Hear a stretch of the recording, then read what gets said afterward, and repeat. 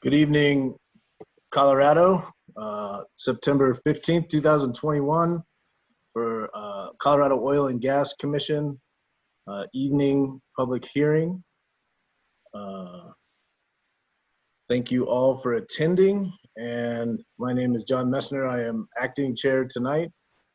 I think first order of business is the call of roll. Thank you, Mr. Chair. Commissioner Bogue, Commissioner Gonzalez. Here. Commissioner Hackett. Here. Commissioner McGowan. Here. Commissioner Messner. Here. Commissioner Nanjapa. Commissioner Robbins. Mr. Chair, you have 4 out of 7 commissioners present.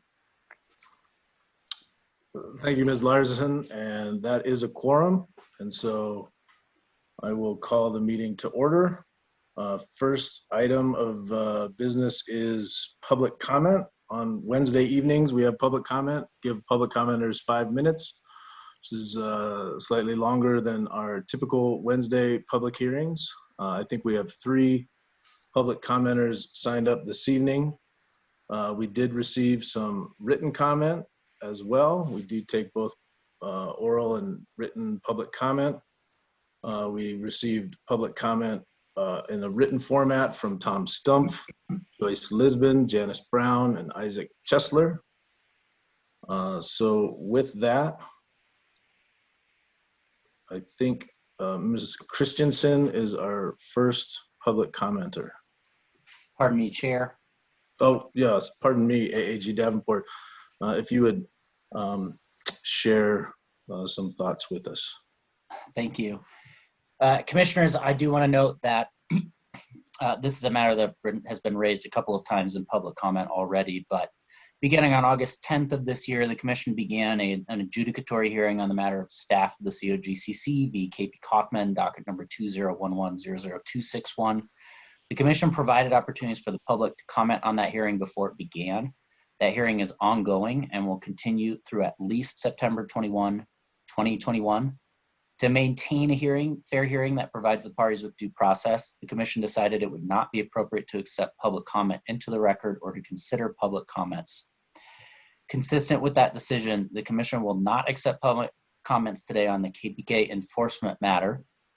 Should a commenter begin to speak on that matter, we will interrupt to request the commenter move on to a different subject. Thank you, AAJ Davenport. Ms. Christensen, I think you have the ability to unmute yourself, and you can begin when you're ready.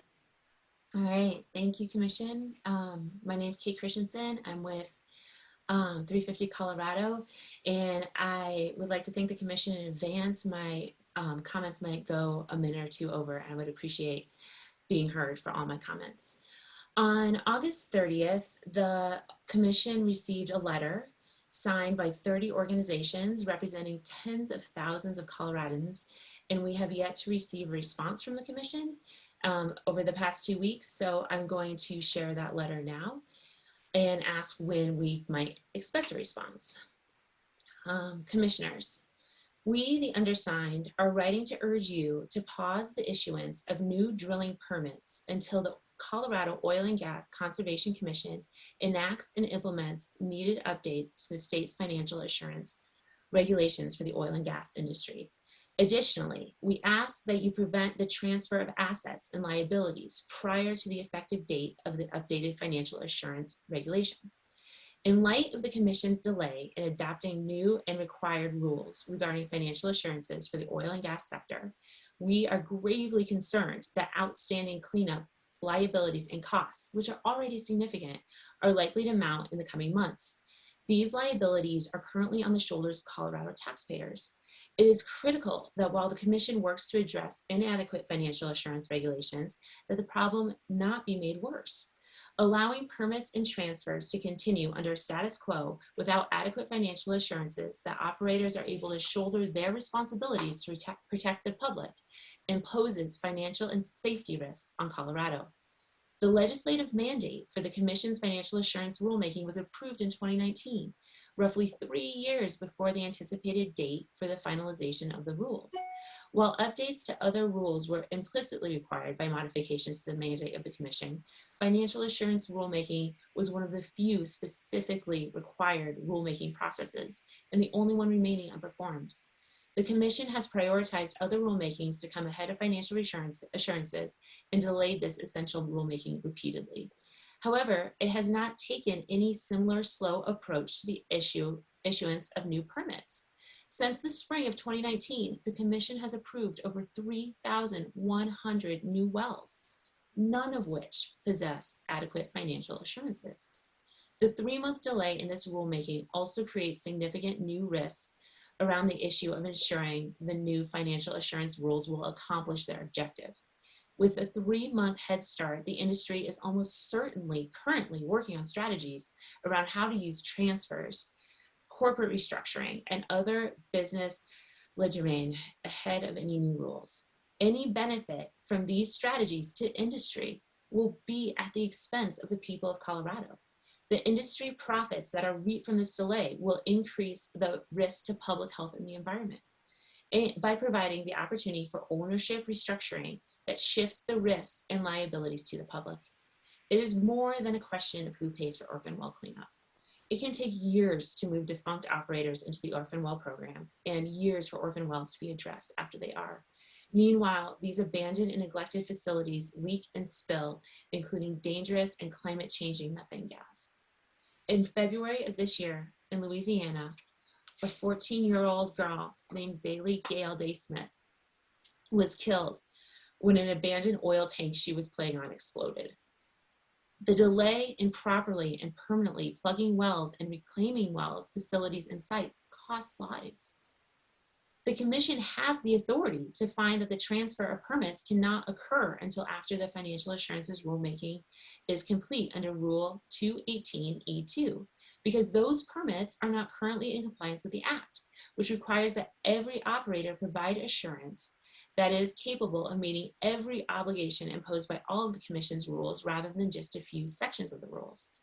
To maintain the status quo and avoid unwarranted benefits and windfalls to the industry, the following organizations ask you to put a temporary pause on the issuance of new permits, development plans, and the transfer of oil and gas assets and liabilities until financial assurance rulemaking is complete. Thank you for your consideration of this request. Sincerely, 350 Colorado, Be the Change Colorado, Broomfield Health and Safety First, Businesses for a Livable Climate, Call to Action Colorado, Catholic Network, Center for Biodiversity, Clean Energy Action, the Colorado Coalition for a Livable Climate, Colorado Businesses for a Livable Climate, Colorado Rising, Colorado Sierra Club, Foothills Family Care, Fort Collins Sustainability Group, Grand Valley Citizens Alliance, Montbello Neighborhood Improvement Association, North Range Concerned Citizen, Northern Colorado Community Rights Network, Physicians for Social Responsibility Colorado, Rapid Shift Network, Small Business Alliance, Spirit of the Sun, the Greenhouse Connection Center, the Lookout Alliance, Together Against Neighborhood Drilling, Unite North Metro Denver, Wall of Women, Wild Air and Water, Wild Earth Guardians, I-70 Vasquez Boulevard Superfund CAG, and individuals, Sally DeWaite, Fort Collins, Matt Jones of Louisville, Lucy Molina, Commerce City, and Claire Levy of Boulder. Thank you. Oh, you're muted, Chair. Thank you, Ms. Christensen. Next up is Trisha Fanning.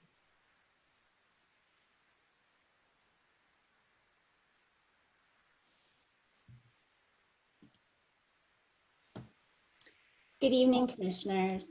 My name is Trisha Fanning, and I'm here tonight, to speak on behalf of Small Operator Society. I'd like to start by reminding this Commission of the rules that you just adopted this past year, specifically Rules 512 and 514. Rule 512, governing public comment, provides the Commission may accept oral and written comments from the public about any matter during a time specified for general public comment, such as this evening and last week when I was denied to speak.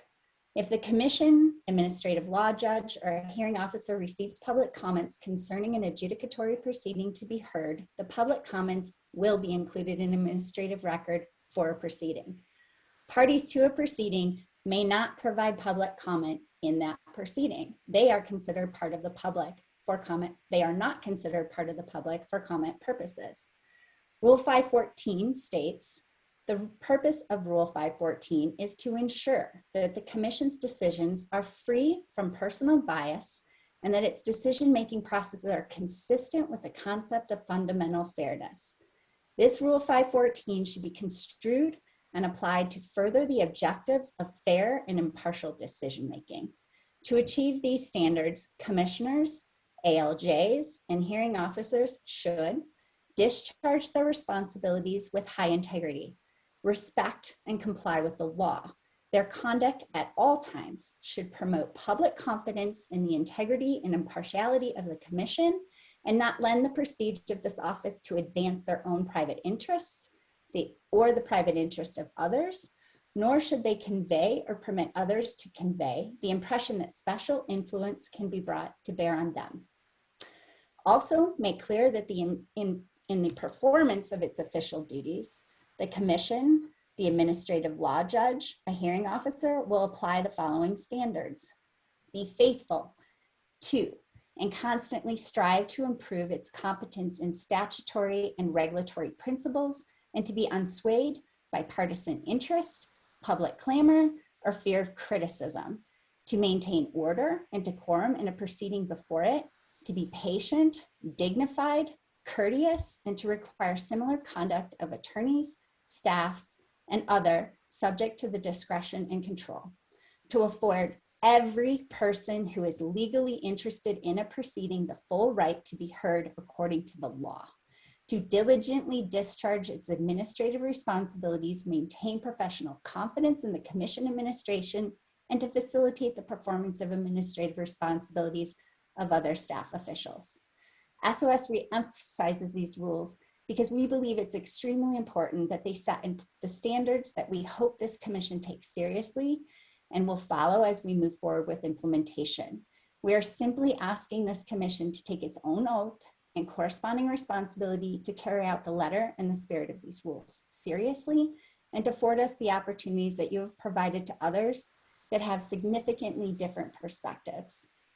I am only going to take that time. I appreciate being allowed to speak this evening. Thank you.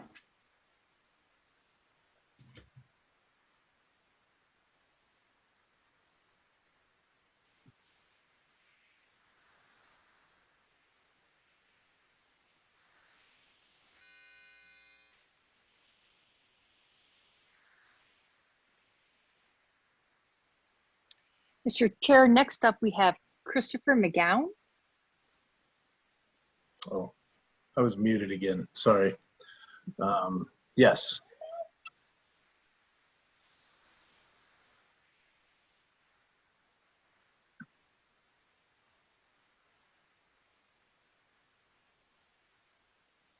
Good evening, Commissioners. Sorry, making sure I was on video. Good evening. My name is Chris McGough, and I'm an oil and gas attorney licensed here in Colorado, Wyoming, and Kansas. I've worked in the oil and gas industry for nearly a decade. I've worked in all aspects of the industry and am here today to provide a general public comment. As someone who's seen this industry evolve, I am concerned about the position we find ourselves in today. Just this past year, the Commission adopted a new set of rules governing oil and gas development in Colorado. I would like to speak to some of these new rules and urge you to abide by both their spirit and their text. The statement of basis and purpose addressing the 500 series makes clear that new Rule 512 is intended to remove restrictions on public comments that were unnecessary, legally unwarranted, and inconsistent with Senate Bill 181's changes to the Commission's mission and statutory authority. It makes clear that members of the public who are not parties to a Commission proceedings may well be positioned to provide the Commission with information relevant to the protection of public health, safety, welfare, and the environment, and wildlife resources. Accordingly, the Commission determined that it was appropriate to remove procedural and substantive restrictions on public comments in order to avoid deterring members of the public from providing relevant information.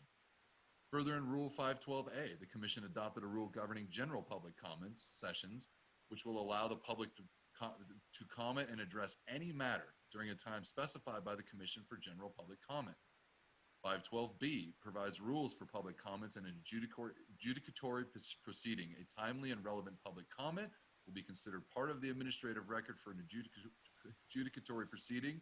The commission, administrative law judge, or hearing officer will consider public comments in making an adjudicatory decision, though the weight given to any public comment will be at the discretion of the commission, administrative law judge, or hearing officer as the trier's effect.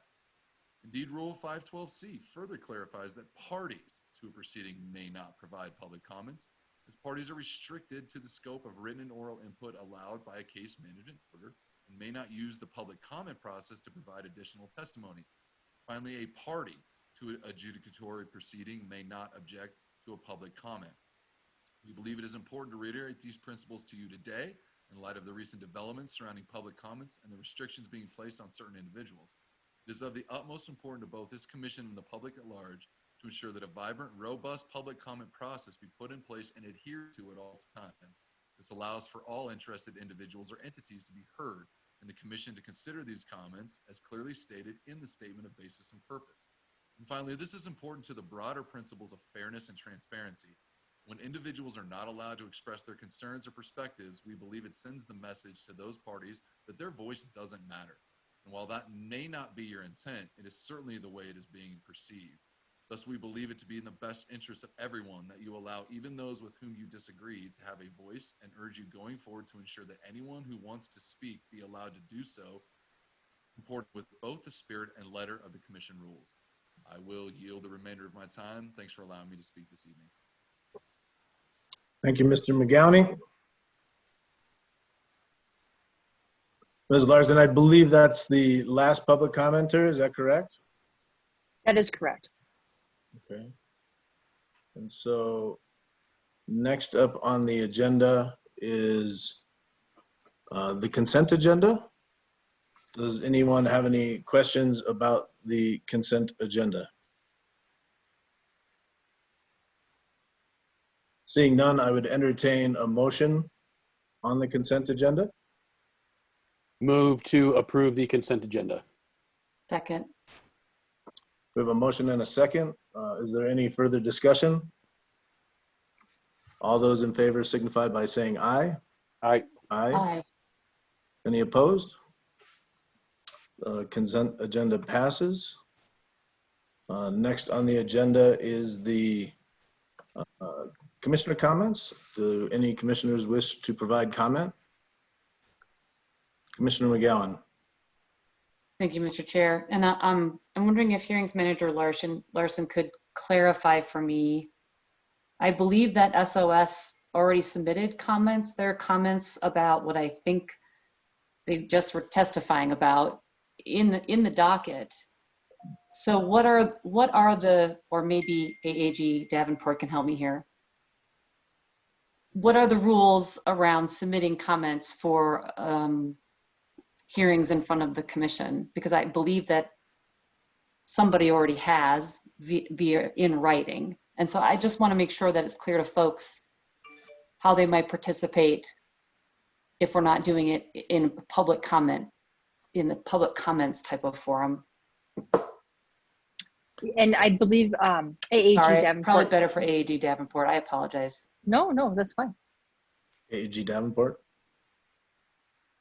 Sure, I'm happy. So what we've got here is in the midst of an adjudicatory hearing, there was, as I recall, an objection from a party in regard to considering public comment coming in the midst of the hearing. And the commission took that or request, I did believe it was, not to accept any more public comment since the commission had provided public comment abilities prior to that adjudicatory hearing, and decided it wasn't appropriate to accept any more public comment in the midst of that hearing. That is a special case. Our rules do generally allow public comment to be made on any matter in a general public comment session. And members of the public can sign up to make public comment on virtually any matter related to COGCC business in a general public comment session. I will note that Rule 512, I'm scrolling to it just one moment, says the commission may accept oral or written comments. It is not a will or a shall. But in general, the commission, as a matter of practice and rule, allows members of the public to comment on any matter of COGCC business during a general public comment session. And that's done by signing up on the website in a timely manner or submitting written comments through the website as well.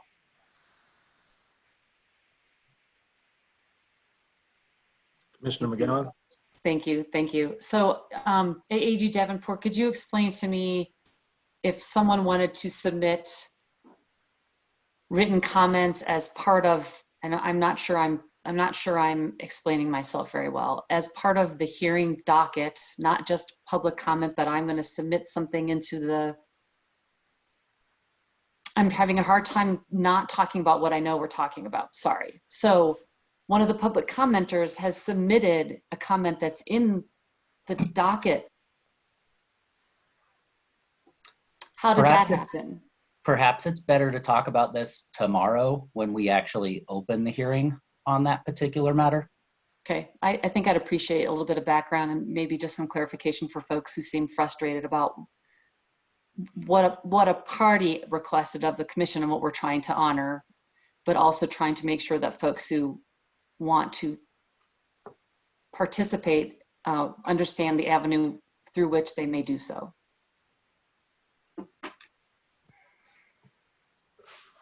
Okay. Any other commissioners wish to make comments?